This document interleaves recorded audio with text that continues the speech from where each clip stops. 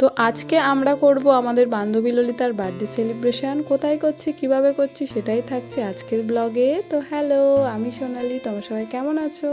তো চলো ব্লগটা শুরু করা যাক। দেখো, প্রথমে আমরা চলে এসেছি চাম্পাহাটি, আর তারপর আমরা 3 বান্ধবী ললিতা এক জায়গায় হয়ে গিয়েছি, আর জামার দোকানেও চলে এসেছি। আর বান্ধবী ললিতার জন্মদিন, গিফট তো কিছু করতেই হবে।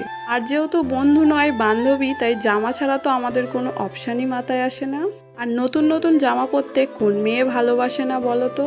তারপর আমরা পছন্দ মতো জামা কিনে চলে এসেছি ফুলের দোকানে।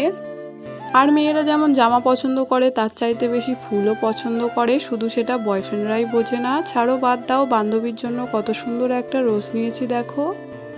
আর তারপরে চলে এসেছিলাম টেস্ট অ্যান্ড বাইটের কেকের দোকানে। তারপরে অনেকগুলো কেক দেখার পর ফাইনালি আমরা একটা কেক চুজ করে নিয়েছি। আর কেকের ওপর এখন লেখা হচ্ছে বার্থডে গার্লের নাম, আর বার্থডে গার্লের নাম হলো মেহেক। বান্ধবীর জন্মদিন চলে গেছে প্রায় 2-3 দিন আগে, এখন আমাদের সময় হয়েছে সেলিব্রেশন করার। আর আমরা এইভাবেই প্রত্যেকটা বন্ধু বান্ধবীর বার্থডে সেলিব্রেশন করি। এই তো কদিন আগে ওরা আমার বার্থডেটাও করে গেছে। তারপর দেখো আমাদের বন্ধুও চলে এসেছে, আর আমরা সবাই মিলে সব কিছু কেনাকাটা করে টোটোতে উঠে গেছি। আর তারপরে চলে এসেছি আমাদের চাম্পাটির একটা ক্যাফেতে। আর এসে দেখি বান্ধবী মশার কামড় খেতে খেতে আমাদের জন্য অপেক্ষা করছে। তারপর বান্ধবী কেকটা নিয়ে একটু ঢং করছিল। অবশেষে ঢংটা কমপ্লিট হয়েছে। চলো এবার কেকটা কাটা যাক।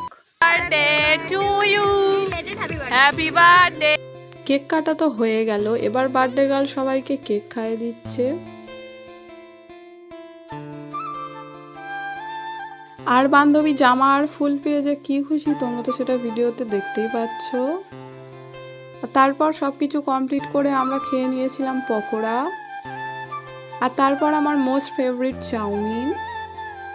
আর তোমরা কারা চাউমিন খেতে ভালোবাসো অবশ্যই কমেন্টে জানাবে। তো আজকের মতো এই পর্যন্তই, দেখা হবে অন্য কোনো ভিডিওতে। টাটা।